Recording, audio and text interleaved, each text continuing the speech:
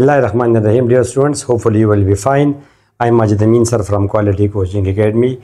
Let's start our discussion of Sunday NMDCAT model test, Quality Coaching Academy, Logical Reasoning portion. First MCQ Logical Reasoning portion में आपका है कि what comes next. Students ये लिखा है आपका 6:18. इसको हम बोलते हैं बेसिक मैथमेटिक्स का क्वेश्चन, जो कि मैं पढ़ाता हूँ 7th, ये 7th पार्ट है लॉजिकल रीजनिंग में। तो स्टूडेंट्स अब इसका सलूशन क्या होगा, इसका रेशो तो आप जानते हैं स्टूडेंट्स के 6/18 is equal to 7 this unknown number. ये आपका आएगा 1/3 स्टूडेंट्स 7 दिस अननोन नंबर, तो 3 टाइम्स 7 is 21, जो कि आपका है ऑप्शन नंबर डी। ठीक स्टूडेंट्स, ये सेकंड क्वेश्चन में क्या गिवन है आपको कि A B C and D are setting in a row. A B C and D they are setting in a row. लिखा है कि A is to the left of B. A क्या है स्टूडेंट्स, बी से left पे है, but to the right of C, A is to the left of B but to the right of C। और लिखा है कि D is at the right end, D right end पे है। तो who is sitting in the second position from left? तो आपका है ऑप्शन ए, तो ऑप्शन नंबर बी आपका करेक्ट है। ठीक स्टूडेंट्स, थर्ड क्वेश्चन आपका है कि व्हाट शुड कम नेक्स्ट।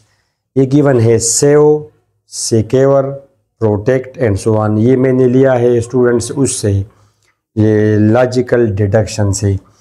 तो स्टूडेंट्स आप देखें कंजर्व और हम्बल, ये तो खैर नॉट सूटेबल है। लॉक और गार्ड में आएगा तो मोस्ट अप्रोप्रिएट कौन सा है स्टूडेंट्स, गार्ड। सेव बचाना, सिक्योर यानी आप किसी चीज़ को बचाते हैं। प्रोटेक्ट जैसे I said in the class के the mother protects her kids. या तो स्टूडेंट्स अब ये यहाँ पे क्या आएगा, तो मुनासिब लफ्ज़ क्या है लॉक और गार्ड में, गार्ड हिफाजत करना, जिस तरह सिक्योरिटी गार्ड खड़ा हो। तो स्टूडेंट्स आपका है गार्ड, ऑप्शन नंबर ए। ठीक है, नेक्स्ट क्वेश्चन आपका है स्टूडेंट्स के स्टूडेंट्स, इसको मैंने उठाया है काज एंड इफेक्ट से कि students were seen leaving the school early. एक स्टेटमेंट है, और सेकंड स्टेटमेंट क्या है स्टूडेंट्स के all tuition centres in the city were close suddenly. यानी स्टूडेंट स्कूल से अर्ली छुट्टी उनको मिल गई और ट्यूशन सेंटर्स भी सडनली क्लोज हो गए। तो स्कूल्स की भी छुट्टी हो जाना और जी ये ट्यूशन सेंटर्स भी सडनली क्लोज हो गए। जी अनाउंसमेंट हो गई कि आप ज़रा, उन्होंने ऐलान कर दिया कि आप ज़रा जाएँ घरों में क्लोज करें। तो अब ये स्टूडेंट्स ये जो स्कूल्स का भी क्लोज होना और ये दोनों क्या है, they are effects of some common cause. Option इसका है ऑप्शन नंबर डी, यानी वो कॉमन काज उसकी क्या हो सकती है, जैसे सडन गवर्नमेंट ने अनाउंस किया कि जैसे फ्लड्स एक्सपेक्टेड है या कोई ख़तरा है, लेट से जी आप ये सब कुछ बंद करें, थ्रेट है, alert for example bomb blast का या वट एवर, या कोई तूफ़ान वगैरह आने वाला है तो गवर्नमेंट ने स्ट्रिक्ट ऑर्डर दिया कि आप बंद करें। तो स्कूल्स वगैरह भी बंद हो गए और ट्यूशन सेंटर्स भी सडनली बंद हो गए। तो both are effects of common cause, option number D.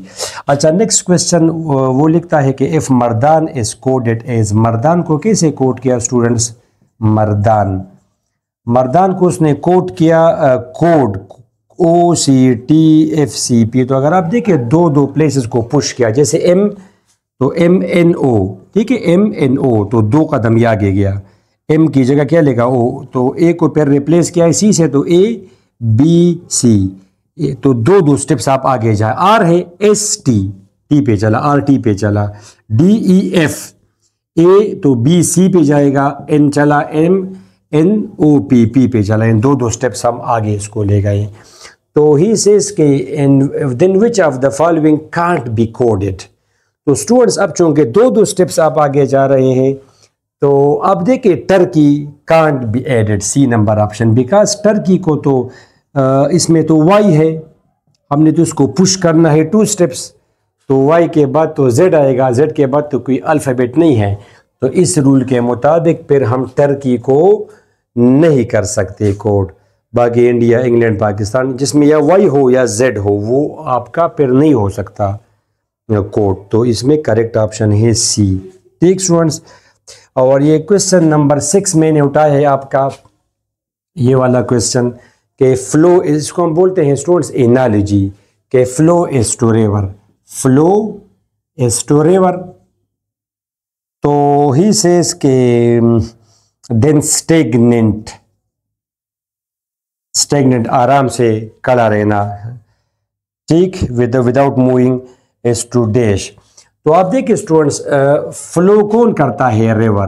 तो स्टेगनेंट इनमें से कौन सा ऑप्शन ठीक है? लिखा है रेन, नो, स्ट्रीम, वो तो नदी, पूल और केनाल, केनाल भी तो फ्लो करता है, तो कौन स्टेगनेंट रहता है? Pool, option number C. ठीक स्टूडेंट, नेक्स्ट क्वेश्चन क्या है कि ये लिखा है कि 213 को उसने लिखा 419, ठीक है, फिर क्या लिखा 322 को लिखा 92, ये आपका है स्टूडेंट्स 944, ठीक है, ये लिखा है 415 तो लिखा है 16125, तो 215 को फिर क्या लिखा, तो आप देखिए स्क्वायर ले रहा है, ठीक है, 2 को स्क्वायर किया, 1 को आप स्क्वायर करें स्टूडेंट्स, सॉरी ये 2 लिखा है, सॉरी, तो मतलब है कि दरमियान वाले को कुछ नहीं कहा, 1122 इसको कुछ नहीं कहा, ठीक है, मगर 1 को स्क्वायर किया 4, 3 को स्क्वायर किया 9, 3 को स्क्वायर किया 9, 2 को स्क्वायर किया 4, 4 को स्क्वायर किया 16, 5 को स्क्वायर करे 25, मिड वाले को कुछ ना कहें, वो जो है वो है। तो यहाँ पे 215 है, तो 215 है तो 1 तो अपनी जगह रहेगा, 2 को स्क्वायर करेंगे 4, 5 को स्क्वायर करेंगे 25, तो 4125 ऑप्शन नंबर बी।